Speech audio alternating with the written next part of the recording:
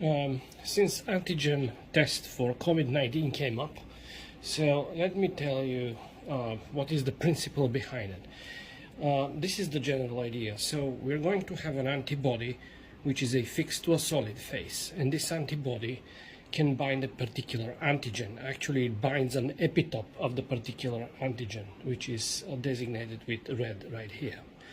And once bound, we can come with a second antibody towards a different epitope that is already tagged with some fluorophore that will be able to detect somehow. So it could be either fluorometric way or a colorimetric. It doesn't really matter, some form of detection. So in a lateral flow, we have basically a plastic container which has a nitrocellulose filter. On this filter we have four different areas. One is the specimen loading area in this portion here.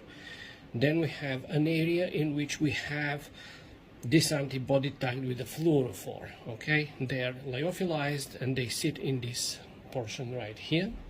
And then we have two bands. One is the analyte band and the other one is the control band. So what's going to happen is we're going to load our sample, and because the nitrocellulose is a dry filter, okay, it will initiate a flow by capillary tension. So the specimen is going to move to the right. Once it will enter this area, we are going to create antigen-antibody complex. So basically it's going to be antigen which is already bound to some antibody which has some form of detector on it.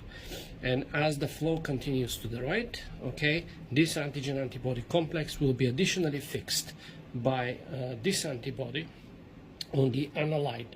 So in this area will be fully saturated with this antibody. And as the flow continues towards the control will have anti-human antibody, in which case the solid phase antibody will bind the Fc fragment of the antibody which already has some fluorophore.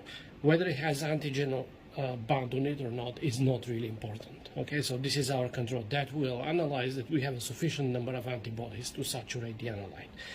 And then allow it couple of minutes for the actions to develop, and then we'll have some form of colorimetric or a visual way of inspecting.